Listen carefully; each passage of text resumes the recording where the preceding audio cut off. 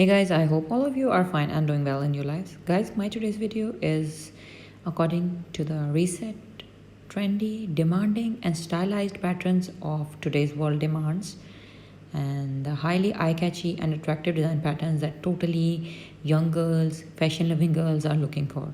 So guys, now let's move towards our main concern, that is how you can design these patterns. So the answer to this question is, friends, very simple and easy. That is, you can make a lot of choices for the patterns that are being used or could be used to make these very beautiful and stylish dresses. Yes, friends, you have heard it right.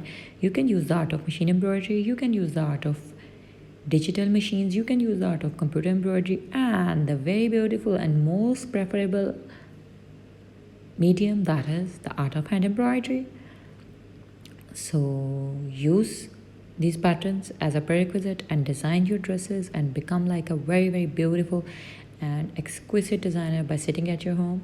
So hope to see you soon back in my channel with my upcoming new videos. Up till then, take care of yourselves and keep supporting us, keep watching our content as you always have been.